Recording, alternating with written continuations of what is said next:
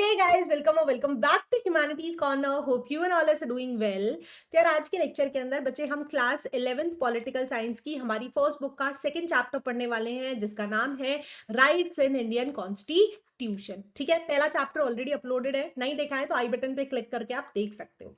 ठीक है, तो लाइक अदर वीडियोस, ये एक वन शॉट वीडियो होने वाला है जिसमें इन डिटेल हम सभी टॉपिक्स को एनसीईआरटी के थ्रू पढ़ने वाले हैं। ठीक है, दूसरा, आपको बच्चे नोट्स का पीडीएफ किधर मिलेगा? टेलीग्राम चैनल पे। नाम क्या है? Again, humanities underscore corner. ठीक है, बाकी आपको लिंक भी डिस्क्रिप्शन बॉक्स में मिलेगा टेलीग्राम चैनल को ज्वाइन करने का, आप डायरेक्टली वहां से भी एक्सेस कर सकते हैं। ठीक है, बिना किसी देरी के फटाफट से चैप्टर को स्टार्ट करते हैं। सबसे पहला टॉपिक आता है इंपॉर्टेंस ऑफ राइट्स। ठीक है, हम पिछले चैप्टर में कॉन्स्टिट्यूशन को इन डेप्थ पढ़ के आ चुके हैं कि क्या होता है, तो वहां पे हमने बार बार जिक्र किया था कि राइट्स होते हैं। ठीक है, जो सिटीजन्स होते हैं एक कंट्री के, उनके पास राइट्स होते हैं, कुछ अधिकार होते हैं। ठीक है, जिनको हमारा कॉन्स्टिट्यूशन प्रोटेक्ट करके रखता है। तो आज उन्हीं राइट्स के बारे में हमने थोड़ा सा डिटेल में पढ़ना है। ठीक है, अब राइट्स क्यों इंपॉर्टेंट है? बिकॉज ये एक तो इंडिविजुअल्स को प्रोटेक्ट करके रखते हैं, ठीक है, साथ के साथ उनको जस्टिस दिलाते हैं। ठीक है, बहुत सिंपल सा पॉइंट है। अब राइट्स एग्जिस्टेंस में कैसे आए, है ना? आज के टाइम पे हम देखते हैं तो हर कंट्रीज में ऑलमोस्ट आपको राइट्स देखने को मिल जाते हैं। ठीक है, डिफरेंट डिफरेंट होते हैं, कहीं पे किसी तरीके के होते हैं, किसी तरीके के होते हैं। ठीक है, बट एक्चुअली में ये राइट्स नामी जो है, एक ये जो प्रिंसिपल है, ये कहाँ से आए? ठीक है, तो क्या होता था बच्चे, 18-19 सेंचुरी तक राइट्स एज सच होते ही नहीं थे। ठीक है, जैसे अगर हम सबसे पहले बात करते हैं तो फ्रेंच रेवोल्यूशन के टाइम पे सबसे पहले राइट्स की डिमांड होने लगी 17th-18th सेंचुरी के आसपास, राइट? जब लोगों ने वोटिंग राइट्स को डिमांड करना स्टार्ट किया। जो हम क्लास 9th में, आई गेस 10th में पढ़ के आए, 10th में पढ़ के आए हैं। ठीक है, तो वहां से डिमांड होने लगती है, लेकिन तब भी सबको वोटिंग राइट्स नहीं दिए जाते हैं, मेन को दे दिए जाते हैं, वुमेन को नहीं दिए जाते हैं। ठीक है, इस तरीके से तो थ्रू आउट द हिस्ट्री लोगों को जब जैसे जैसे वो थोड़ा एजुकेटेड होने लगे, पॉलिटिकल स्ट्रक्चर सेटअप होने लगा, बहुत सारे रेवोल्यूशंस हुए, प्रोटेस्ट हुए, जहां पे different different parts of the countries के अंदर लोग राइट्स की डिमांड रखते थे। ठीक है, तो अब ऐसे क्या हुआ, 18-19 सेंचुरी से काफी मेजर डेवलपमेंट हमें देखने को मिली कि लोग राइट्स, अपने अधिकारों के बारे में वो ज्यादा जागरूक हो रहे हैं और अपनी सरकारों से उनकी डिमांड कर रहे हैं। ठीक है, ओके, होता क्या है, अब 1982 का हमारे पास दो एग्जाम्पल दिए हुए हैं कि एक एशियन गेम्स होने वाला था उस टाइम पे। ठीक है, तो जो वहां पे कॉन्ट्रैक्टर्स जो थे, उन्होंने क्या किया, जो वहां पे वर्कर्स जिन्होंने दिन रात वहां पे मेहनत की बेचारों ने, उनको उनकी वेजेस नहीं दी। उनको जो वेजेस था, सपोज 800 रुपए देने थे तो उन्होंने 600 रुपए दिए। ठीक है, तो ऐसा कुछ सिस्टम हो गया था कि उनको पैसे उनके काम के अकॉर्डिंग नहीं दिए गए थे। ठीक है, अब धीरे धीरे वो जो वर्कर्स होते हैं वो प्रोटेस्ट करते हैं। ठीक है, तो काफी सारे जो सोशल एक्टिविस्ट होते हैं, साइंटिस्ट होते हैं, वो उनके हक में आवाज उठाते हैं और सुप्रीम कोर्ट में इस केस को लेकर के जाते हैं। एंड वहां से एड्रेस होना स्टार्ट होता है कि जो सरकारें हैं, जो गवर्नमेंट्स हैं या जो प्राइवेट कॉन्ट्रैक्टर्स हैं, वो लोगों के वर्किंग राइट्स को वायलेट करते हैं, उनको टाइम पे वेजेस नहीं देते हैं तो बहुत कम देते हैं। ठीक है, जिससे बेचारों का गुजारा नहीं हो पाता। एक तो दिन भर मेहनत करते हैं, फिर उनको पैसे भी इतने नहीं मिल रहे। ठीक है, इसके अलावा जो वर्किंग कंडीशन है वो बहुत खराब होती है। तो धीरे धीरे यहां से हमें वर्कर राइट्स का एक तरीके से एक्सपेंशन देखने को मिलता है कि लोग अब जागरूक हो रहे थे कि भैया, सरकार की जिम्मेदारी है कि वो हमारे राइट्स को प्रोटेक्ट करके रखे, हमें वेजेस टाइम पे मिलनी चाहिए, प्रॉपर हमको वेजेस मिलनी चाहिए, वर्किंग कंडीशन हमारी सही होनी चाहिए। तो यहां से ये सब डिमांड्स आने लगती है। ठीक है, सिमिलरली एक दूसरा केस अगर हम देखते हैं मकाल लालोंग का, तो क्या हुआ था, ये इनको जेल में डाल दिया गया था और जेल में 54 इयर्स तक इनका कोई ट्रायल ही नहीं हुआ, यानी किसी जज के सामने, किसी कोर्ट में इनकी पेशी नहीं की गई। ठीक है, क्या होता है, जब आप जेल में डालते हो, ट्रायल टाइम का होता है, तो आपको उनका एक चेकअप कराना पड़ता है। ठीक है, उसमें इनके चेकअप के अंदर आया है कि बिल्कुल हेल्दी है, बिल्कुल मेंटली फिट है, लेकिन ऑन दिस बिहाफ ये बोलते हैं कि ये मेंटली अनफिट है और इनको 54 इयर्स तक कस्टडी में रखा गया। ठीक है, और जब ये बाहर आते हैं और जब ये केस बाहर आता है तो लोग बहुत ज्यादा गुस्से में आते हैं। तो सिमिलरली ऐसे ही कुछ सोशल एक्टिविस्ट अब डिमांड करते हैं कि हमारे पास राइट होना चाहिए कि फेयर और स्पीडी ट्रायल। ठीक है, तो ऐसे धीरे धीरे काफी सारे ऐसे इंसिडेंट्स हुए थे जिनसे इंस्पायर हो करके, जिनसे सबक सीख करके लोग सड़कों पे उतर आते हैं, प्रोटेस्ट करने लगते हैं और उसके बाद कुछ हमें राइट्स मिलने लग जाते हैं। ठीक है, तो ऐसा कुछ प्रोसेस रहा था राइट्स की, अगर हम हिस्ट्री को देखते हैं तो। ठीक है, आई होप समझ में आया कि कैसे स्टार्ट हुआ और क्या इंपॉर्टेंस है, राइट? ओके, सेकंड टॉपिक तरफ आते हैं तो that is bill of rights. Bill of rights basically कुछ भी नहीं है। ज्यादातर जो डेमोक्रेटिक कंट्रीज होती है उनके कॉन्स्टिट्यूशन में जो लिस्ट में राइट लिखे होते हैं ना, कि किसी कॉन्स्टिट्यूशन में, जैसे हम इंडिया में देखेंगे कि हमारे पास 6 फंडामेंटल राइट्स है, इसके अलावा बहुत सारे और ऑर्डिनरी राइट्स हैं हमारे पास। ठीक है, तो ऐसी जो लिस्ट होती है जिसमें सारे वो राइट्स लिखे होते हैं जो एक कंट्री अपने सिटीजन्स को देती है, उसको हम बोलते हैं बिल ऑफ राइट। एक नंबर के लिए डेफिनेशन बहुत इंपॉर्टेंट है, सिंपल सी है। ज्यादातर जो डेमोक्रेटिक कंट्रीज होती है, they include a list of rights in their constitution which is known as bill of rights. Simple. ठीक है, आगे चलते हैं। अब ये लिस्ट क्या करती है, अब राइट्स करते क्या है, राइट्स क्या करते हैं कि सरकारें इंडिविजुअल के अगेंस्ट कोई भी एक्शन नहीं ले सकती। जैसे उस केस में हुआ कि मकैल के केस के अंदर सरकार ने कोई स्पीडी ट्रायल ही नहीं कराया, उसका कोई ट्रायल ही नहीं हुआ कि वो बेचारा 54 साल तक जेल में ही रहा। ठीक है, तो अब ये जो राइट्स है ये मेक श्योर करते हैं कि गवर्नमेंट एक तो ह्यूमन के बेसिक राइट्स का वायलेशन ना कर सके, साथ के साथ अगर हो गया, ठीक है, हो गया तो ये हमें रेमेडी यानी सॉल्यूशन भी देते हैं। अगर हमारा कोई राइट वायलेट हुआ है तो हमारे पास सॉल्यूशन है कि हम कोर्ट्स में जाएंगे, हम पिटिशंस लगाएंगे, हम जस्टिस की डिमांड रख सकते हैं। ठीक है, तो बिल ऑफ राइट क्या है? लिस्ट ऑफ राइट है जो बेसिकली क्या करता है, इंडिविजुअल के राइट्स को प्रोटेक्ट करता है, और अगर इन केस उसके राइट्स वायलेट हो गए हैं तो उसका एक सोल्यूशन प्रोवाइड करता है। ठीक है, आगे चलते हैं। अब हमने देख लिया कि राइट्स हमारे वायलेट हो रहे हैं, तो अब कर कौन रहा है एक्चुअली में, किससे हमारा जो कॉन्स्टिट्यूशन है वो हमारे राइट्स को प्रोटेक्ट कर रहा है। ठीक है, सबसे पहला तो हो सकता है कोई भी डिफरेंट ग्रुप या कोई भी डिफरेंट पार्टी, राइट। सपोज अगर आप फोर्सफुल कन्वर्जन करा रहे हो, किसी से फोर्सफुली काम करा रहे हो, ठीक है, आप किसी की एजुकेशन छुटवा रहे हो, ठीक है, आप किसी को उठा करके बिना किसी दोष के उसको जेल में डाल रहे हो, राइट। तो कोई भी दूसरा ग्रुप हो सकता है, कोई भी दूसरा इंडिविजुअल हो सकता है जो हमारे राइट्स को वायलेट कर रहा है, उससे हमारा कॉन्स्टिट्यूशन हमें डिफेंड करता है, बचाता है। ठीक है, सेकंड है प्राइवेट ग्रुप्स हो सकते हैं। फॉर एग्जांपल जितने भी प्राइवेट फर्म्स है, कंपनीज है, अगेन वही केस आ जाता है कि वो लोगों से काम कराते हैं, उनको वेजेस टाइम पे नहीं देते, राइट। तो इसके अगेंस्ट भी प्रोटेस्ट किया जा सकता है, कोर्ट में जाया जा सकता है, पिटिशंस लगाई जा सकती हैं। ठीक है, सिमिलरली गवर्नमेंट भी कर सकती है हमारे राइट्स को वायलेट। जैसे लेजिस्लेचर कोई एक ऐसा लॉ आ गया जिससे लोगों के एग्जिस्टेंस को खतरा है, सॉरी, उनके सर्वाइवल के ऊपर आंच आ गई है। ठीक है, एग्जीक्यूटिव भी हो सकता है, सिमिलरली जुडिशरी भी हो सकती है। ठीक है, इसीलिए बहुत इंपॉर्टेंट है कि जो गवर्नमेंट है वो रिस्पॉन्सिबल बनाई है हमारे कॉन्स्टिट्यूशन ने कि उन्हें ही लोगों के राइट्स को प्रोटेक्ट करके रखना है। ठीक है, वही उसको लीगली बाउंड करके रखता है। आया यहां तक समझ में कि राइट्स होते क्या है, कौन वायलेट कर रहा है, क्या उनकी इंपॉर्टेंस है। ठीक है, 3 टॉपिक्स हमारे क्लियर हो चुके हैं। आगे चलते हैं fundamental rights in Indian constitution. यही हमारा मेन टॉपिक होने वाला है। हमने 6 फंडामेंटल राइट्स के बारे में पढ़ना है जो हमारा कॉन्स्टिट्यूशन हमें देता है। ठीक है, पहले हम देखते हैं कि एग्जिस्टेंस में कैसे आए। ठीक है, अगेन वही सेम स्टोरी है जैसे हम पहली स्लाइड पे डिस्कस करके आए हैं कि जब ब्रिटिशर्स हमारे ऊपर रूल करते थे, ठीक है, वो हमें बहुत ज़्यादा ऑप्रेस करते थे, राइट। लोगों से हम देखते थे कि लोगों से बॉन्डेड लेबर कराते थे, ठीक है, उनसे फोर्सफुली खेती कराते थे, उनको पैसा नहीं देते थे, राइट, उनसे बच्चों से बेगार कराते थे।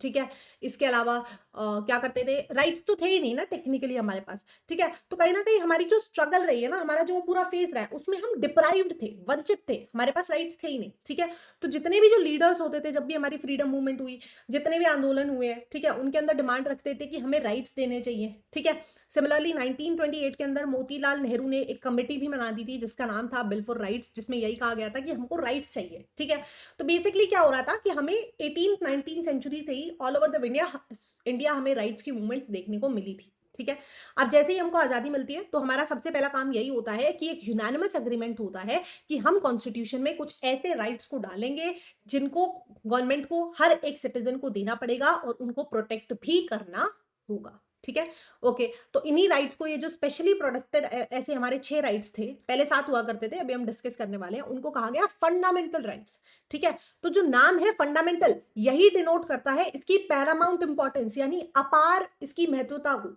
ठीक है, कि कितने सुप्रीम है, कितने ज्यादा इंपॉर्टेंट है, जो इनको नाम दिया गया स्पेशली। ऐसे बहुत सारे राइट्स है हमारे पास, बट बेसिक जो 6 है वो सबसे इंपॉर्टेंट राइट्स है। ठीक है, इनकी एक अलग से लिस्ट बनाई गई है जिसको हम फंडामेंटल राइट्स के नाम से जानते हैं, और इनको हमारा स्पेशल सेफगार्ड देता है, स्पेशल सिक्योरिटी दी जाती है कॉन्स्टिट्यूशन के थ्रू।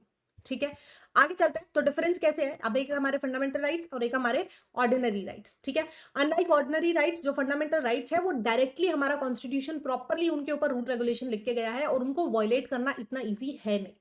ठीक है, इसके अलावा अगर आपको फंडामेंटल राइट्स को ऑल्टर करना है, यानी उनके अंदर कुछ चेंज भी करना है, ऑल्टर का मतलब चेंज भी करना है, तो उसके अंदर एक बहुत ऐसे ही सिंपली नहीं कर सकते, not just a regular legislative process कि आपने मेजोरिटी से वोटिंग की और आपने चेंज कर दिया, नहीं, that is a very tough and hard process जो हम आगे चैप्टर्स में डिस्कस कर रहे होंगे। ठीक है, तो अब क्या है, फंडामेंटल राइट्स को दे दिया है, उनको स्पेशल कुछ सिक्योरिटी दी गई है, वो बहुत सुप्रीम है, साथ के साथ उनको ऑल्टर करना, उनको बदलना भी इतना आसान कोई खेल है नहीं। ठीक है, हमने देख लिया।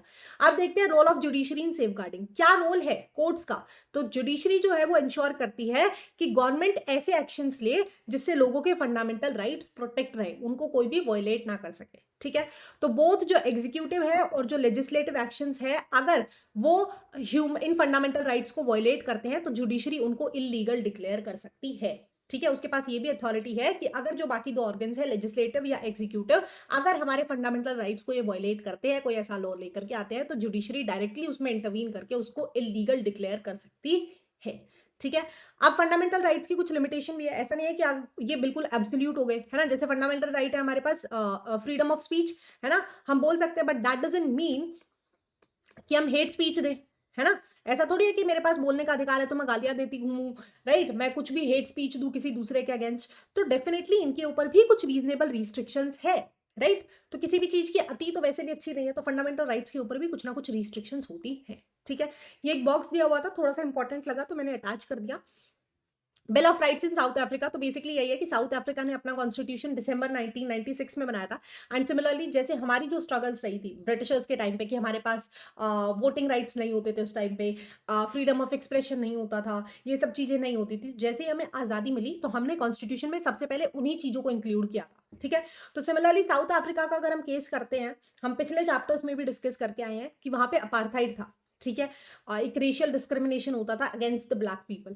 तो जब इन्होंने बिल ऑफ राइट को अडॉप्ट किया तो उसके अंदर इन्होंने लिखा कि कोई भी डिस्क्रिमिनेशन नहीं होगा race, gender, pregnancy, marital status, ethnic या social origin, age, disability, religion, belief, culture के हिसाब से कोई भी डिस्क्रिमिनेशन नहीं होगा और हर एक इंडिविजुअल को इक्वली ट्रीट किया जाएगा, ठीक है?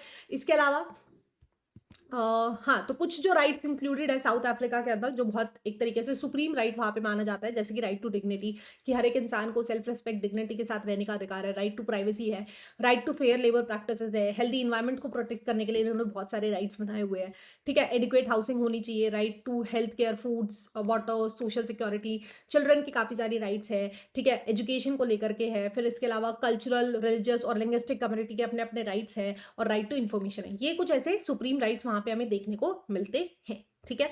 तो यहाँ तक हम पढ़ चुके हैं राइट्स होते क्या है, उनकी इंपॉर्टेंस क्या है, हम देख चुके हैं कि इंडियन एग्जिस्टेंस में फंडामेंटल राइट्स क्यों आए और क्यों उनको फंडामेंटल इतना सुप्रीम कहा जाता है, बिकॉज कॉन्स्टिट्यूशन डायरेक्टली उनको प्रोटेक्ट करता है, ठीक है?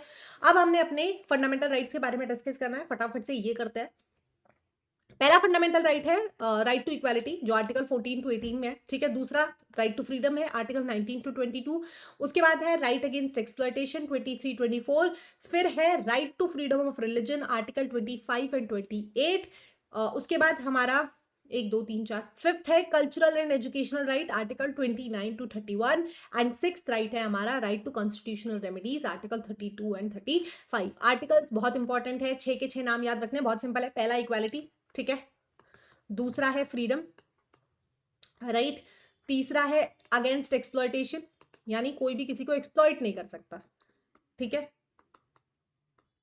चौथा है हमारा रिलीजन, फ्रीडम ऑफ रिलीजन, ठीक है? फिफ्थ है हमारा एजुकेशन और कल्चरल, ठीक है? एजुकेशन से याद रख लो। और सिक्स्थ है कॉन्स्टिट्यूशनल रेमेडीज।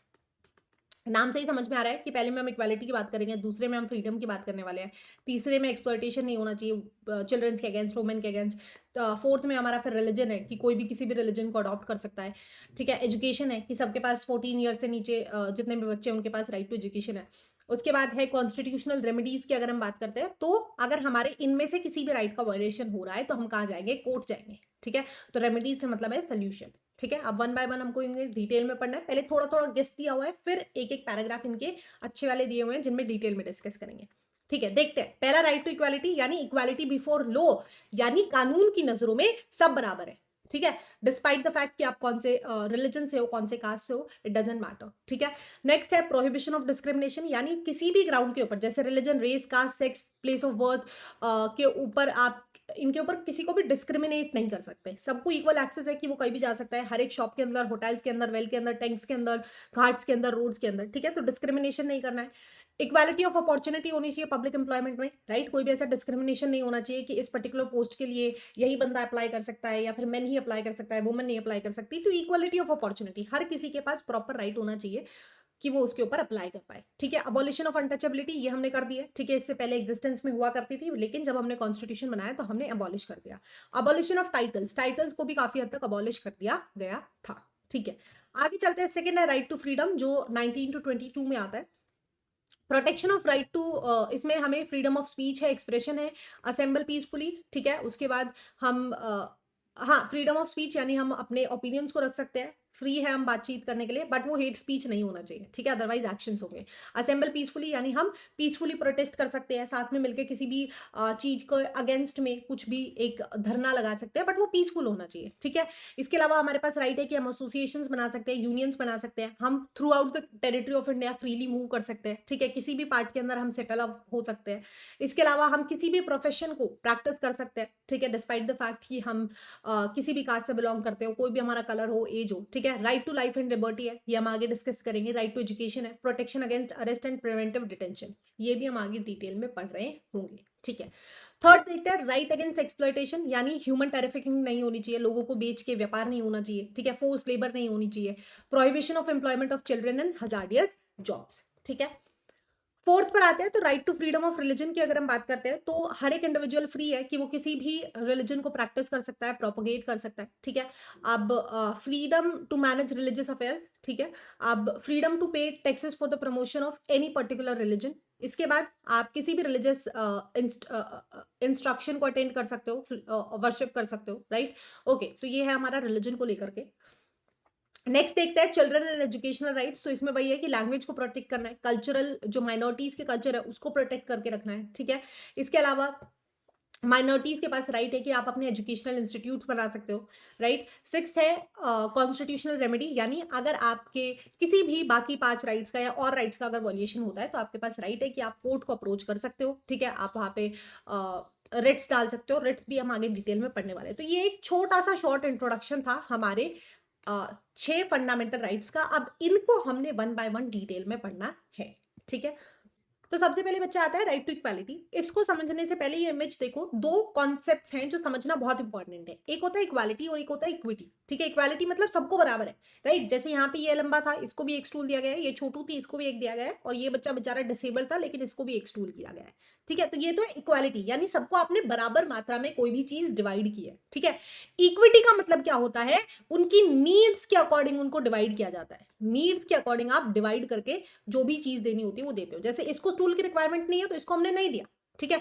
ये छोटी थी बेचारी तो इसको हमने 2 स्टूल्स दिए, एंड इसको हमने एक स्लाइडिंग दिया ताकि ये आराम से इधर पे बैठ करके मैच को देख सके, ठीक है। सो अगर हम अपना इंडियन कॉन्स्टिट्यूशन देखते हैं तो हमारे यहाँ पर भी जो राइट्स है या जो भी एक तरीके से प्रिविलेजेस है या बेनिफिट्स जो दिए जाते हैं वो दोनों ही बेसिस पे दिए जाते हैं। इक्वलिटी जब बात आती है लॉ की, ठीक है, कि सबके लिए लॉ एक समान है, ठीक है, सबके लिए लॉ जो है वो एक समान है। अगर कोई भी किसी को वायलेट करेगा तो पनिशमेंट सबके लिए सेम होने वाली है। इक्विटी का कॉन्सेप्ट अगर हम रिजर्वेशन वाला देखते हैं अपना, ठीक है, कि कास्ट के बेसिस पे जो रिजर्वेशन हमको दिया गया है that is on the basis of equity, right. जब उस टाइम पे मंडल कमीशन वगैरह आई थी, आप क्लास 12th में डिटेल में पढ़ रहे होगे, लेकिन काफी बच्चों को कंफ्यूजन रहती है कि एक तरफ तो हम बोल रहे हैं इक्वालिटी, फिर दूसरी तरफ वो रिजर्वेशन वाले कॉन्सेप्ट में बहुत ज्यादा डिफिकल्टी होती है। सो आई थॉट इसी को क्लियर कर देते हैं पहले।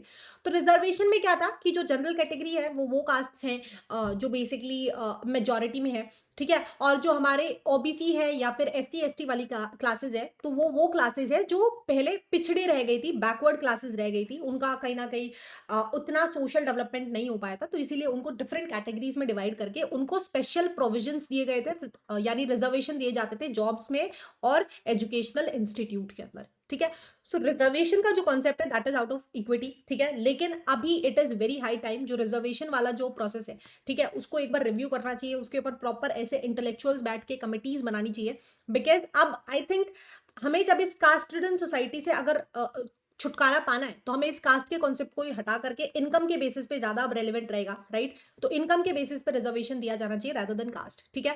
Obviously I am not the right person to comment over this, but ये चीज अगर हम पॉलिटिकल साइंस पढ़ रहे हैं तो डेफिनेटली ऐसे क्वेश्चंस आएंगे और हमें प्रिपेयर्ड रहना चाहिए इन चीजों का जवाब देने के लिए। ये नहीं कि हम कतराते हैं कि ये तो पॉलिटिक्स निकल गई, कोई क्या बोलेगा, इस तरीके से। तो आप अपना जो ओपिनियन है, राइट, जैसे राइट टू फ्रीडम है हमारे पास, फ्रीडम ऑफ एक्सप्रेशन, आप अपना ओपिनियन दे सकते हो, एक डिग्निफाइड मैनर में दे सकते हो कि सामने वाले बंदे की भी फीलिंग्स ना हर्ट हो और आपका पॉइंट भी क्लियर अप हो जाए, ठीक है। So that is about reservation कि हमारे पास इक्वालिटी भी है और साथ के साथ हमारे पास इक्विटी भी है। इक्विटी का बेस्ट एग्जांपल है रिजर्वेशन वाली पॉलिसी, ठीक है। ओके, स्टार्ट करते हैं। पहला पॉइंट लिखा हुआ है provide for equal access to public places. Equality का मतलब है कि आप डिस्पाइट द फैक्ट कैसे हो, काले हो, गोरे हो, किस एज के हो, किस धर्म से बिलोंग करते हो, क्या आपका कल्चर है, आपके पास एक्सेस है कि आप पब्लिकली जो भी प्लेसेस है वहां पे आप इजिली फ्रीली मूव कर सकते हो, भले ही कोई शॉप है, होटल है, एंटरटेनमेंट का कोई प्लेस है, यानी पार्क हो गया, सिनेमा हॉल्स हो गए, मॉल्स हो गए, ठीक है, वेल्स है, बाथिंग गार्ड्स है, प्लेस ऑफ वर्शिप है या पब्लिक एम्प्लॉयमेंट है, ठीक है। नेक्स्ट, अनटचेबिलिटी को हमने बिल्कुल अबॉलिश कर दिया था जब हमने कॉन्स्टिट्यूशन फ्रेम किया था, ठीक है। उसके बाद आर्टिकल 16(4) में यही लिखा हुआ है कि जो गवर्नमेंट है उनके पास राइट है कि वो रिजर्वेशन के प्रोविजंस बना सकती है, ठीक है, बैकवर्ड क्लासेस के लिए। तो यहाँ पे हमारा इक्विटी वाला कॉन्सेप्ट जो मैंने आपको समझाया, ठीक है। तो ये हमारा आर्टिकल जो इक्वालिटी आता है, आर्टिकल किस में आता है, 14 टू 18 में आता है, ठीक है। तो 16 के अंदर ये राइट दिया गया है कि जो स्टेट गवर्नमेंट्स हैं वो रिजर्वेशन पॉलिसीज बना सकती है, ठीक है। प्रेम्बल में मेंशन किया जाता है दो तरीके की इक्वालिटी, एक तो है इक्वालिटी ऑफ स्टेटस और दूसरी है इक्वालिटी ऑफ अपॉर्चुनिटी, ठीक है।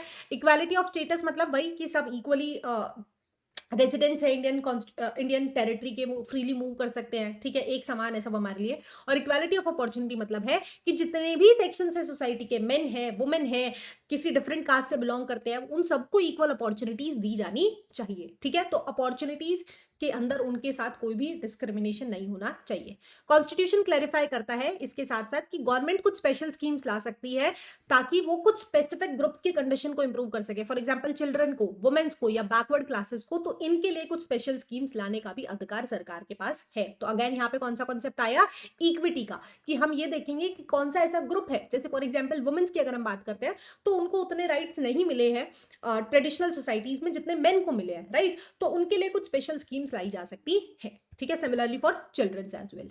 ओके, सेकंड टॉपिक की तरफ चलते हैं। तो दैट हमारा आता है second fundamental rights, that is right to freedom.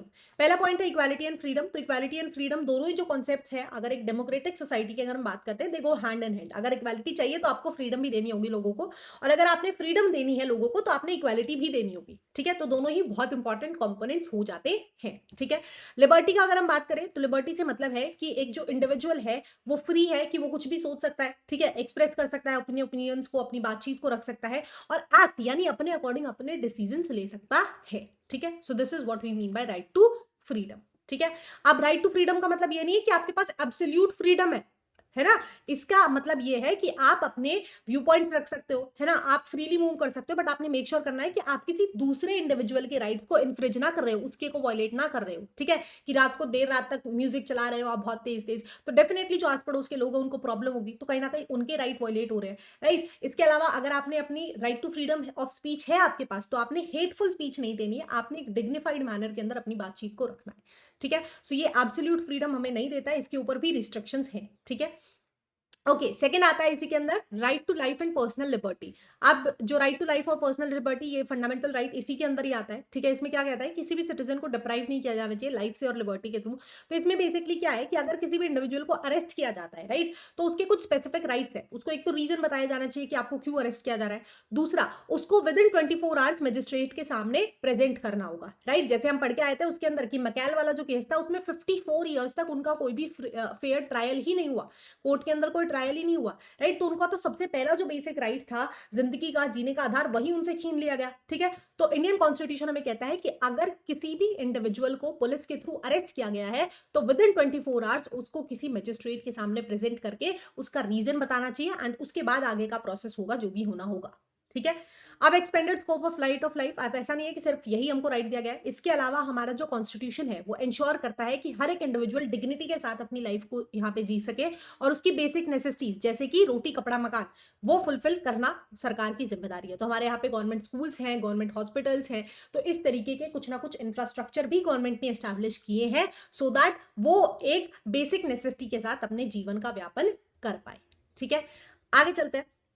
Next है प्रिवेंटिव डिटेंशन। प्रिवेंटिव डिटेंशन की बहुत सिंपल सी आपको डेफिनेशन समझा देती हूँ। प्रिवेंटिव डिटेंशन में आप किसी इंडिविजुअल को इसलिए अरेस्ट नहीं करते कि उसने कोई क्राइम किया है, ठीक है। आप इसलिए अरेस्ट करते हैं कि आपको उसके ऊपर शक है, सस्पेक्ट है कि कल को ये बंदा कुछ कर सकता है, राइट। अभी तक क्राइम नहीं हुआ है, आप सिर्फ शक की बुनियाद पे किसी को अरेस्ट कर सकते हो, ठीक है। अब ये हमको दिया जाता है काफी केसेस में, जब मान लो किसी भी एरिया के अंदर बहुत मैसिव स्केल के ऊपर प्रोटेस्ट हो रहे हैं तो वहां पे आप इसका यूज कर सकती है, पुलिस जो होती है या सरकारें जो होती है, लेकिन इसके ऊपर भी काफ़ी सारे रिस्ट्रिक्शंस हैं, ठीक है? तो वही लिखा गया है कि it allows the authority to detain, detain यानी जेल में डालना, ठीक है? अरेस्ट करना, an individual suspected of posing a threat. आप किसी भी इंडिविजुअल को अरेस्ट कर सकते हो सिर्फ इस सस्पेक्ट पे, इस शक के ऊपर कि वो कल को कोई नुकसान पहुंचा सकता है। किसको? पब्लिक ऑर्डर को या फिर नेशनल सिक्योरिटी को। लेकिन इस पावर को काफ़ी ही प्रिसाइसली यूज किया जाता है और इसके मिसयूज को भी प्रिवेंट करने के लिए काफी सारी रिस्ट्रिक्शंस लगाई गई हैं, ठीक है? अब ये जो प्रिवेंटिव डिटेंशन का पीरियड है, आपने अगर किसी को ऐसे अरेस्ट भी किया है तो आप ज्यादा से ज्यादा उसको 3 महीने तक जेल में रख सकते हो, एंड आफ्टर 3 मंथ्स भी अगर ये चीजें चल रही है तो आपको उसे किसी ना किसी एडवाइजरी बॉडी के सामने पेश करना होगा और फिर वहां से उसका केस आगे जाएगा, ठीक है? समझ आ गया? प्रिवेंटिव डिटेंशन यानी आप सस्पेक्ट के बिहाफ पे कि ये बंदा कल को पब्लिक ऑर्डर को या नेशनल सिक्योरिटी को कोई हार्म पहुंचा सकता है, इसलिए आप उसको अरेस्ट कर सकते हो। ज्यादा से ज्यादा आप 3 महीने तक उसको इस फेज के अंदर रख सकते हो। उसके बाद आपको कहीं ना कहीं उसको पेश प्रस्तुत करना होगा और फिर उसका केस आगे जाएगा, ठीक है? आगे चलते हैं, फोर्थ पॉइंट आता है अदर फ्रीडम्स विद रिस्ट्रिक्शन, ठीक है? आप सिटीजन्स जो है उनके पास फ्रीडम है, जैसे स्पीच है, असेंबली है, प्रोटेस्ट है, लेकिन ये एब्सोल्यूट नहीं है, इनके ऊपर काफी सारी रिस्ट्रिक्शन है। आपके पास राइट है कि आप असेंबल हो सकते हो, आप पीसफुली प्रोटेस्ट कर सकते हो, लेकिन जब आप अनपीसफुल एक्टिविटीज लेते हो, आप वायलेशन करने लगते हो, आप मारकाट करने लगते हो, तो डेफिनेटली गवर्नमेंट के पास राइट आ जाता है कि वो आपको अरेस्ट कर सकती है, ठीक है?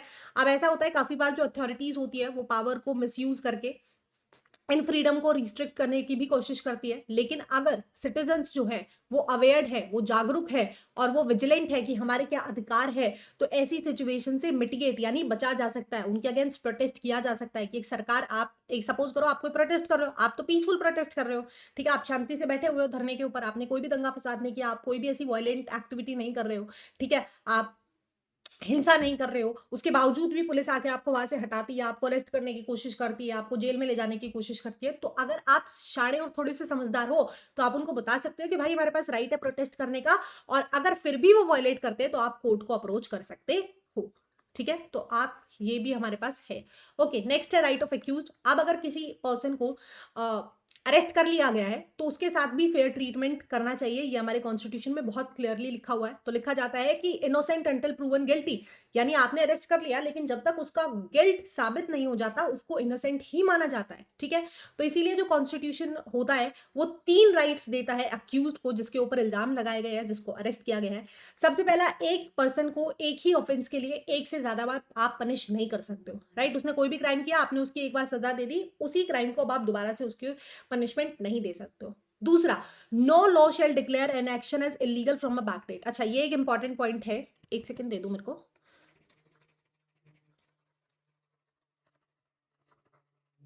अच्छा, एक एग्जाम्पल से समझते हैं इसको, बहुत बेसिक सा, ठीक है? सपोज करो कि चोरी करने की जो सजा है वो है 1 साल, ठीक है? चोरी करने की, थीफ करने की जो सजा है वो क्या है? थीफ की सजा है 1 साल के लिए, उसको जेल में डाल दिया जाएगा, ठीक है? आज एक नया लॉ आता है कि अब से चोरी करने की सजा 2 साल हो जाएगी, ठीक है? ये कब आया है? आज, टुडे। यानी आज के बाद जो भी केसेस आएंगे उनमें सजा 2 साल होगी, लेकिन आज से पहले जितने भी केसेस चल रहे थे, कोर्ट में चल रहे थे, अभी पेंडिंग है, उन सबकी सजा 1 साल ही रहेगी, ठीक है? तीसरा ये है कि आप किसी को भी फोर्स नहीं कर सकते उसके अगेंस्ट कन्फेशन देने के लिए, ठीक है? नेक्स्ट आता है राइट अगेंस्ट एक्सप्लॉयटेशन, ये हमारा है थर्ड राइट, ठीक है? 2 हम पढ़ चुके हैं, फ्रीडम और इक्वालिटी। तो एक्सप्लॉयटेशन नाम से ही समझ में आ रहा है कि आप फोर्स लेबर नहीं करा सकते, बेगार नहीं करा सकते हो किसी से। इसके अलावा ह्यूमन ट्रैफिकिंग, राइट, की जैसे किडनैप करके उनको बेचा जाता है, ठीक है? वो चीजें आप, हमारे कॉन्स्टिट्यूशन में कंप्लीटली प्रोहिबिट है और इसके लिए बहुत ही स्ट्रिक्ट रूल्स और पनिशमेंट भी हैं, ठीक है? डिस्पाइट ये सारी लीगल प्रोहिबिशन, हमें आज भी देखने को मिलता है कि बॉन्डेड लेबर अभी भी परसिस्ट करता है सर्टेन सेक्टर्स में, ठीक है? इसके अलावा हमने लॉ है कि 14 साल से नीचे बच्चों को आप काम नहीं करा सकते हो, लेकिन हमने बहुत सारे ढाबों पे, बहुत सारी फैक्ट्रीज में छोटे छोटे बच्चों को काम करते हुए देखा है, ठीक है? तो हम कह सकते हैं कि ऑन पेपर लॉ है, ठीक है? इंप्लीमेंटेशन उतना इफेक्टिवली है नहीं, ठीक है? आगे चलते हैं, नेक्स्ट है हमारा फोर्थ आता है, that is cultural and educational rights. यानी हमारी जो कंट्री है वो बहुत ही ज्यादा डाइवर्स है, तो इसी को रिकॉग्नाइज करते हुए हमारे कॉन्स्टिट्यूशन में माइनॉरिटीज के रिलीजन को, लैंग्वेज को, कल्चर को प्रोटेक्ट करने के लिए कुछ ऐसे प्रोविजंस बनाए गए हैं कि आप उनको वायलेट नहीं कर सकते हो, ठीक है? एजुकेशनल ऑटोनॉमी की अगर हम बात करते हैं तो जो माइनॉरिटी कम्युनिटीज है उनको परमिट किया जाता है कि आप अपने एजुकेशनल इंस्टीट्यूट बना सकते हो, सो दैट उनकी कल्चरल हेरिटेज को प्रिजर्व करके रखा जा सके। इसके अलावा है non discrimination, such institutions are entitled to receive state की एड दी जा सकती है, प्लीज आगे चलते हैं। फिफ्थ पॉइंट आता है right to freedom of religion. Freedom of religion में वही है कि आप किसी भी रिलीजन को अडॉप्ट कर सकते हो, उसको फॉलो कर सकते हो, उसको प्रोपगेट कर सकते हो, ठीक है। अब ऐसा क्यों हुआ? हिस्टोरिकली काफी सारे जो रूलर्स हुआ करते थे, मोनार्क्स जो हुआ करते थे, वो रिलीजियस फ्रीडम नहीं देते थे, ठीक है। लेकिन डेमोक्रेसी जब से हमने अडॉप्ट किया है तो उसके अंदर हर एक इंडिविजुअल के पास ये राइट है कि आप अपना मनचाहा रिलीजन अडॉप्ट कर सकते हो। इसके अलावा फ्रीडम ऑफ कंसाइंस है, यानी आपका खुद का वॉलंटरी डिसीजन होगा कि आप किसी रिलीजन को फॉलो करना चाहो तो आप कर सकते हो, अदरवाइज आप ना भी करो, ठीक है। आप एथिस्ट भी रह सकते हो। नेक्स्ट करते हैं, individuals are also subject to certain limitation for public order, morality and health, ठीक है। ऐसा नहीं है कि आपकी कोई भी ऐसी रिलीजियस एक्टिविटी नहीं होनी चाहिए जो पब्लिक ऑर्डर को डिस्टर्ब कर रही हो, लोगों को डिस्टर्ब कर रही हो, ठीक है। कहीं ना कहीं जो बेसिक फंक्शनिंग है उसको हिंडर कर रही हो, ऐसा भी नहीं होना चाहिए, ठीक है। गवर्नमेंट की जो इंटरवेंशन है रिलीजियस मैटर के अंदर आप कर सकते हो। अगर कोई भी ऐसी हार्मफुल प्रैक्टिसेस हैं किसी भी कल्चर के अंदर, किसी भी रिलीजन के अंदर जो चलती आ रही है, तो उसको एलिमिनेट करने के लिए गवर्नमेंट इंटरफेयर करके कुछ नए लॉज या रूल रेगुलेशंस बना सकती है, ठीक है। आगे चलते हैं, टेंशन तब होती है जब गवर्नमेंट किसी की रिलीजियस एक्टिविटीज को हद से ज्यादा इंटरफेयर करती है, रिस्ट्रिक्ट करने की कोशिश करती है, ठीक है। इसके अलावा कॉन्स्टिट्यूशन गारंटी करता है कि आप सरकारें इंटरफेयर कर सकती है अगर फोर्सफुल कन्वर्जन हो रहा है तो, ठीक है। इसके अलावा इंडिया का जो सेकुलरिज्म है वो इंश्योर करता है कि सारे रिलीजन्स को इक्वली ट्रीट किया जाए, गवर्नमेंट किसी भी एक पर्टिकुलर रिलीजन को ज्यादा फेवर ना करे। आगे चलते हैं फिफ्थ, सॉरी लास्ट, हमारा जो सिक्स फंडामेंटल राइट है that is right to constitutional remedies. तो ये इंश्योर करता है कि प्रॉपर एनफोर्समेंट हो, ठीक है। अब लीगल रिसोर्स ये इंपावर करता है कि अगर उनके राइट्स को वायलेट किया जा रहा है सिटीजन्स के को, तो वो लीगल एड ले सकते हैं, ठीक है। जुडिशियल इंटरवेंशन, अगर कोर्ट हाँ, कोर्ट काफी सारी रिट्स को इशू कर सकते हैं, जो हम नेक्स्ट स्लाइड पे डिटेल में पढ़ेंगे अभी इस पॉइंट को। इंस्टीट्यूशनल सेफगार्ड, ठीक है। तो पहला तो हमारा जुडिशरी है कि अगर हमारे राइट्स वायलेट हो रहे हैं तो हमारे पास राइट है कि हम वहां पे जाके पिटिशन लगा सकते हैं, केसेस कर सकते हैं, अपनी बात को आगे रख सकते हैं। इसके अलावा भी काफी सारे ऐसे इंस्टीट्यूट्स हैं बियॉन्ड जुडिशियल मैकेनिज्म, अगर हम देखते हैं जैसे नेशनल कमीशन है माइनॉरिटीज के लिए जो इनके लिए आवाज उठाती है, वुमेन्स के लिए कुछ कमीशन है, शेड्यूल्ड कास्ट के लिए डिफरेंट वो है कमीशन है, यूनियंस बनी हुई हैं। Similarly national human right commission है, ठीक है, जो बेसिकली एक तरीके से एज अ एनजीओ काफी सारी ऑर्गेनाइजेशन काम कर रही होती है, ठीक है। ये ज्यादातर लोगों को अवेयर कराती है उनके राइट्स के, अगर कहीं वॉयलेशन हो रहे हैं, कहीं पे भी कुछ ऐसा इवेंट होता है जहां पे लोगों के राइट्स को वायलेट किया जा रहा है, तो उसको हाईलाइट ये करती है, ठीक है। एंड इनका मेन काम यही होता है, ठीक है। हम रिट्स पढ़ लेते हैं। हेबेस कॉर्पस है हमारी पहली। हेबेस कॉर्पस का मतलब है to present the body, right, यानी अगर किसी इंडिविजुअल को अरेस्ट किया गया है तो उसको मजिस्ट्रेट के सामने प्रेजेंट किया जाएगा। दूसरी है मेंडमस। मेंडमस का मतलब होता है क्या था, भूल गई मैं तो खुद ही। बी कमांड, यानी अगर कोई भी सरकारी महकमा अगर किसी के भी राइट्स को वायलेट करने की कोशिश कर रहा है तो तब ये रेट इशू की जाती है। Third one is prohibition. Prohibition का मतलब ये था कि अगर कोई भी लोअर कोर्ट अपने डोमेन से बाहर का कोई भी केस उठाती है जिसकी उसके पास अथॉरिटी नहीं है, तो हाई कोर्ट उसको ये रेट इशू कर सकती है और कह सकती है कि नहीं, ये आपके डोमेन का काम नहीं है, आप इसको नहीं कर सकते हो, ठीक है। नेक्स्ट था हमारा क्यू वारंटो। तो क्यू वारंटो में यही था कि अगर कोई भी अपना कोई एक ऐसा इंडिविजुअल है जो उस पोजीशन को होल्ड नहीं कर सकता लेकिन फिर भी वो उसके ऊपर बैठा हुआ है, बाय मिसयूज, बाय धोखाधड़ी से उसने वो सीट को कब्जा लिया उस तरीके से, तो तब आप उसको इशू कर सकते हो कि आपके पास क्या अथॉरिटी है, आपके पास तो ये पावर ही नहीं है कि आप इस ऑफिस को होल्ड कर सके, ठीक है। लास्ट जो हमारी थी उसमें यही था कि टू सर्टिफाई, उसमें अगर लोअर कोर्ट के अंदर कोई भी केस काफी टाइम तक पेंडिंग है तो उसको किसी हायर अथॉरिटी के अंदर ले जाया जा सकता है, ठीक है। So that was about the 5 writs. Fine, आगे चलते हैं।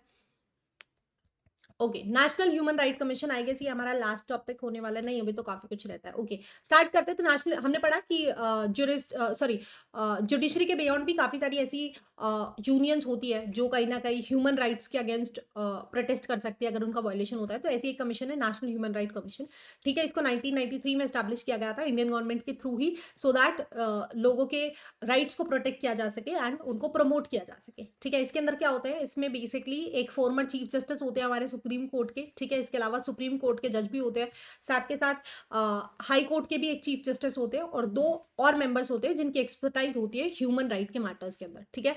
ओके, तो फंक्शन की अगर हम बात करते हैं, बेसिकली ये इंक्वायरीज करता है कि कहीं पे भी ह्यूमन राइट्स का वायलेशन तो नहीं हो रहा, कोई ऐसी प्लेस तो नहीं है, कोई ऐसा गवर्नमेंट डिपार्टमेंट तो नहीं है जहाँ पे लोगों की बातचीत नहीं सुनी जा रही है, उनके राइट्स को वायलेट किया जा रहा है, ठीक है? तो इंक्वायरीज करते हैं। दूसरा, ये जेल्स के अंदर जाते हैं। अब जेल्स के अंदर भी जो लोग अक्यूज्ड हैं, जिनके ऊपर केसेस चल रहे हैं, जिनकी पनिशमेंट चल रही है, उनके पास भी काफ़ी सारे राइट्स होते हैं। तो वहाँ पे जाके वो उनकी कंडीशन को देखते हैं कि क्या उनको टाइमली जो भी खाना मिल रहा है या नहीं, उनकी बेसिक नीड्स को पूरा किया जा रहा है या नहीं, ठीक है? एंड इंश्योर करते हैं कि उनके जो राइट्स हैं, उनके पास राइट टू एजुकेशन होता है वहाँ पे, और भी काफ़ी सारे राइट्स होते हैं, तो वो तो कहीं वायलेट नहीं हो रहे। तो उन सबको इंश्योर करने का, इंक्वायर करने का काम भी इनका है, ठीक है? इसके अलावा ये प्रमोट करते हैं कि ज़्यादा से ज़्यादा रिसर्च की जा सके ह्यूमन राइट्स के बारे में, ज़्यादा से ज़्यादा स्टडीज़ की जा सके, सो दैट हम इस लोगों को और भी ज़्यादा अच्छी प्रोटेक्शन दे सकें, उनके और भी राइट्स को उनको दे सकें, ठीक है? नेक्स्ट है रोल एंड इम्पैक्ट की अगर हम बात करते हैं, तो ये काफ़ी सारी कंप्लेंट्स एनुअली कवर अप करते हैं डिफरेंट डिफरेंट इश्यूज़ के अंदर, जैसे कस्टडी में किसी की डेथ हो गई, रेप हो रहा है, डिसअपीयरेंस हो रहा है, मिसकंडक्ट है, अगर जेंडर बेस्ड वायलेंस चल रही है, तो इन सब के खिलाफ ये लड़ाई लड़ते हैं, ठीक है? नोटेबल इंटरवेंशन हमें इनकी देखने को मिली है पंजाब और गुजरात के रियॉट के केसेस के अंदर, ठीक है? लिमिटेशन की अगर हम बात करते हैं, ये सिर्फ और सिर्फ क्या है, ये रिकमेंडेशन दे सकता है, ये गवर्नमेंट बॉडी है, इसके पास अथॉरिटी नहीं है कि ये लागू कर सकता है। इन्होंने रिसर्च की, इन्होंने इंक्वायरीज की, वहां पे जब कुछ किसी का अगर कस्टडी में डेथ हो गई है, तो ये उसके ऊपर इंक्वायरी बैठा सकते हैं, ऐसा कोर्ट में केस ले जा सकते हैं कि कैसे हुआ, ठीक है? अगर वहां पे वायलेंस चल रही है, वहां पे रेप चल रहे हैं, तो उसके अगेंस्ट ये आवाज उठा सकते हैं। तो ये सिर्फ और सिर्फ रिकमेंडेशन दे सकते हैं गवर्नमेंट को, ठीक है? ये डायरेक्टली इंटरवीन करके कोई भी लॉ या ऑर्डर पास नहीं करा सकते हैं, ठीक है? Okay, so that was about national human rights commission. Okay, next आता है directive principles of state policy. तो ये क्या थे, ये भी जैसे देखो इनका मेजर गोल क्या होता है, जैसे फंडामेंटल राइट्स तो हमारे 6 हैं, ठीक है? तो ये जब हमें इंडिपेंडेंट इंडिया हुई, तो इक्वालिटी और सिटीजन वेलफेयर को प्रमोट करने के लिए काफी सारे ऐसे प्रिंसिपल्स को भी इंक्लूड किया गया था हमारे कॉन्स्टिट्यूशन के अंदर, ठीक है? जैसे कि देखो वेलफेयर ऑफ द पीपल, की सोशल इकोनॉमिक और पॉलिटिकल जस्टिस होना चाहिए, ठीक है? इसके अलावा इक्विटेबल डिस्ट्रीब्यूशन होना चाहिए रिसोर्सेज का, साथ के साथ इंटरनेशनल पीस को प्रमोट करना चाहिए। अब इनकी पॉलिसीज अगर हम कुछ देखते हैं, तो ये चाहते थे कि यूनिफॉर्म डीपीएस पीस में लिखा गया है कि यूनिफॉर्म सिविल कोड आना चाहिए, ठीक है? तो आज जब यूसीसी की बात होती है, सीए की बात होती है, एनआरसी की बात होती है, तो यार ये चीजें बहुत पहले से चलती आ रही है। जब हमारा कॉन्स्टिट्यूशन बना था, तो उस टाइम पे हमारे कॉन्स्टिट्यूशन मेकर्स को पता था कि अभी हमारे पास यहाँ पे इतनी सारी डाइवर्सिटी है, हम ज्यादा लंबे टाइम तक एग्जिस्ट नहीं कर पाएंगे, बिकॉज कहीं ना कहीं से डिफरेंट डिफरेंट डिमांड्स आती रहेगी। सो इसीलिए इट इज वेरी इंपॉर्टेंट कि एक यूनिफॉर्म सिविल कोड हो, एक कॉमन लॉ होना चाहिए, जो सारे इंस्टीट्यूट्स में लगना चाहिए, जो सारे आपके जो भी पब्लिक डिपार्टमेंट्स हैं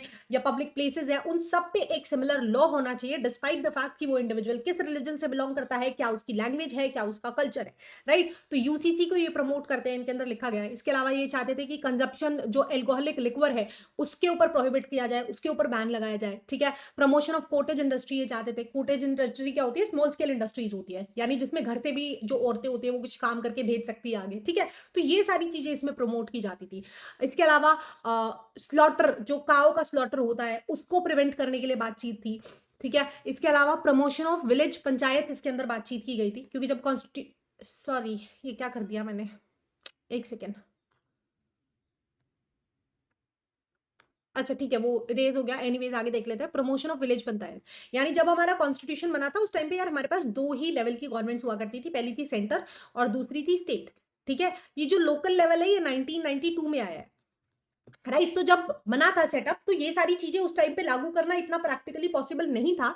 तो हमारे कॉन्स्टिट्यूशन मेकर्स ने क्या किया था, ऐसे कुछ पॉलिसीज लिख दी थी कि स्टेट जो है वो अगर चाहे तो इन पॉलिसीज को रिव्यू करके अपनी सर्कमस्टांसेस के बेसिस पे इनको इंप्लीमेंट कर सकता है, ठीक है? तो इन्होंने कहीं ना कहीं लोकल गवर्नमेंट को भी उस टाइम पे प्रमोट करने की बात की थी। ओके, नॉन जस्टिसेबल राइट, तो वही था, चाहते थे कि एडिक्वेट लाइवलीहुड होना चाहिए, ठीक है? इक्वल पे होना चाहिए, मेन एंड वुमेन के बीच में कोई भी डिफरेंशिएशन नहीं होना चाहिए। राइट होना चाहिए अगेंस्ट इकोनॉमिक एक्सप्लॉयटेशन, वर्कर्स के राइट के बारे में इनमें बातचीत की गई है। राइट टू वर्क होना चाहिए, ठीक है? अर्ली चाइल्डहुड केयर होना चाहिए, ठीक है?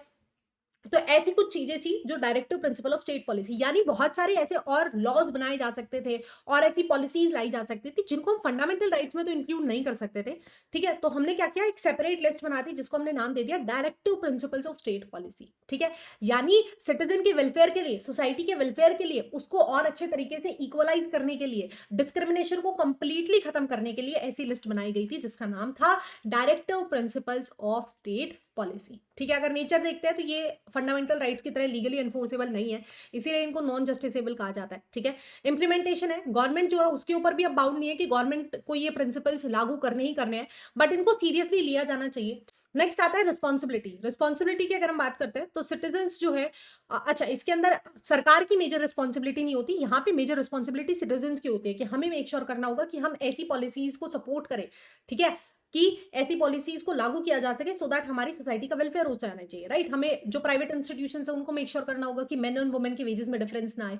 आप किसी भी डिपार्टमेंट को उठा के देख लो, मेन और वुमेन की वेजेस में डिफरेंस होता है, लोगों की वर्किंग कंडीशंस में डिफरेंस होता है, लोग छोटे छोटे बच्चों से काम करा लेते हैं। तो ये जो रिस्पॉन्सिबिलिटी है ना, ये सरकार के हाथ की नहीं है डीपीएसबी को लागू करना, ये हमारे हक में है, हमारे लिए है, तो हमें ही करनी पड़ेगी, ठीक है, इसीलिए इनको सीरियसली लेना चाहिए। ओके, आगे चलते relationship between fundamental rights and, okay एक सेकेंड, पहले ये पढ़ते हैं फिर ये वाला। ओके, डायरेक्टिव प्रिंसिपल के अंदर बेसिकली वो गोल्स है और वो ऑब्जेक्टिव्स है जो सोसाइटी को अडॉप्ट करने चाहिए, ठीक है। ये एडिशनल राइट्स है बियॉन्ड फंडामेंटल राइट्स, ठीक है ना। जैसे अगर हम वेजेस का बात करते हैं तो ये भी राइट आपके पास वर्किंग कंडीशन का भी राइट है कि आप जो इंस्टीट्यूट्स हैं, जो कंपनीज हैं, फर्म्स हैं, वो इतना पैसा छाप के बैठी हैं, उन्हें मेक श्योर करना चाहिए कि वो प्रॉपर फिल्टर्स लगवा के दे, स्मोक चिमनीज वहां पे लगवा के दे, सो दैट उनके वर्कर की कंडीशन की हेल्थ इंप्रूव हो सके, राइट। तो ये एडिशनल राइट्स है बियॉन्ड फंडामेंटल राइट्स, ठीक है। अब कुछ ऐसे ही एफर्ट्स किए गए थे, इन्हीं में से कुछ प्रिंसिपल्स को, जैसे जमींदारी जो था अबॉलिश करना, वो भी एक डीपीएसपी दिया गया था हमारे यहाँ पे। बैंक का नेशनलाइजेशन भी डीपीएसपी था। फैक्ट्री लॉज लाना, मिनिमम वेज रेगुलेशन करना,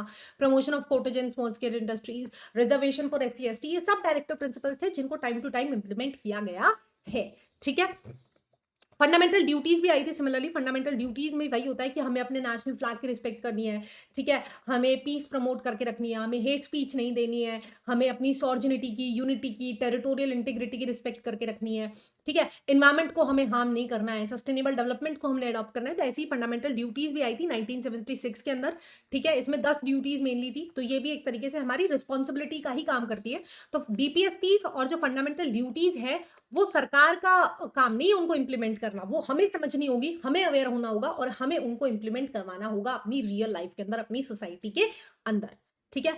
आगे चलते हैं, क्या रिलेशन है फंडामेंटल राइट्स और डीपीएसपी में। तो फंडामेंटल राइट्स जो है वो इंडिविजुअल के राइट्स को प्रोटेक्ट करते हैं, और वही डायरेक्टिव जो प्रिंसिपल है वो एक बिगर लेवल पे सोसाइटल वेलबींग की बात करते हैं कि पूरी सोसाइटी का वेलबींग होना चाहिए। पूरी सोसाइटी, आप अगर शराब बैन होगी तो पूरी सोसाइटी का फायदा होगा।